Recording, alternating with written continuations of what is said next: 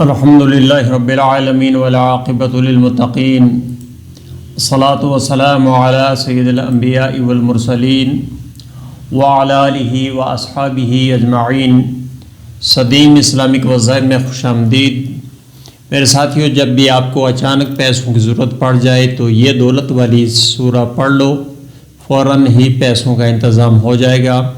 اور میرے ساتھیوں، یہ وظیفہ آپ نے ایک ہی دن کرنا ہے، کسی بھی دن آپ اس کو کر سکتے ہیں، تو انشاءاللہ تعالی معجزہ دے کر تمام لوگ حیران ہو جائیں گے۔ اس وظیفہ کو آپ نے کسی بھی دن کسی بھی وقت آپ کر سکتے ہیں، لیکن زیادہ بہتر یہی ہے کہ آپ نے فجر کی نماز کے بعد اس وظیفہ کو اختیار فرمانا ہے۔ میرے ساتھیوں، اللہ تعالیٰ کے حضور جب بھی کوئی انسان اپنی غلطیوں اور کوتاہیوں کو مانتے ہوئے اللہ تعالیٰ کی بارگاہ میں حاضری کرتا ہے تو اللہ تعالیٰ کی ذات سننے والی ہے، وہ سمیع ہے، وہ بصیر ہے۔ تو اللہ تعالیٰ کی ذات جیسے سمیع اور بصیر اس کی صفات ہیں، تو ایسی طرح اللہ تعالیٰ ہمارا رزاق بھی ہے، ہمارے لیے نافع کی حیثیت بھی اس کی ہے۔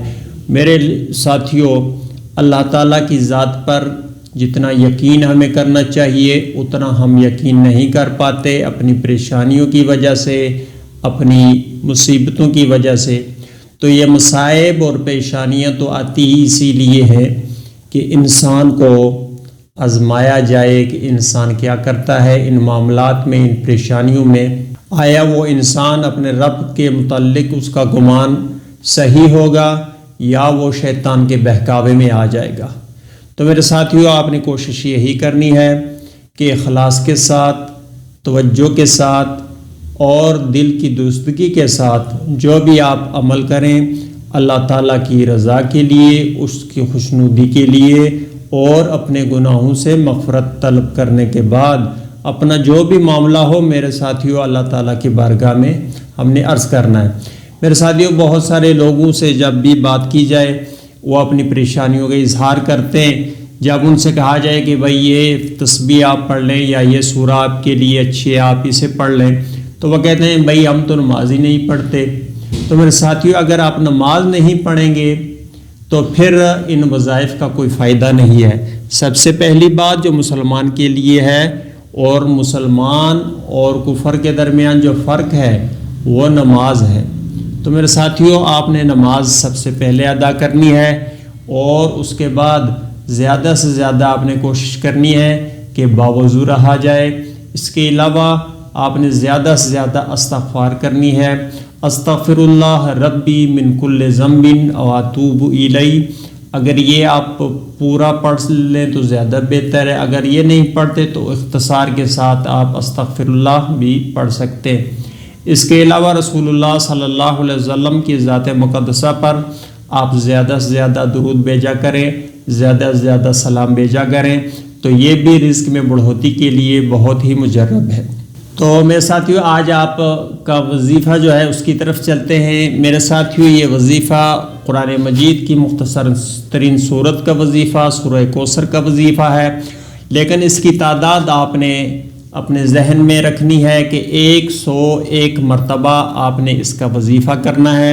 جو بھی آپ کی خواہش ہو، جیسے بھی آپ کی ضرورت ہو، اچانک پیسوں کی ضرورت پیدا ہو جاتی ہے بعض اوقات، تو اس کے لیے اس کا وظیفہ بہت کارگر ہے۔ 101 مرتبہ یہ وظیفہ آپ نے 101 مرتبہ کرنا ہے۔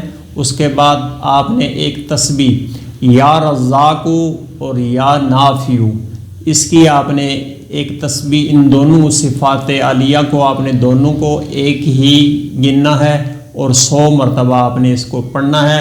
اس کے بعد جو بھی آپ کو حاجت ہوگی انشاءاللہ تعالیٰ اللہ تعالیٰ کی بارگاہ میں عرض کیجئے۔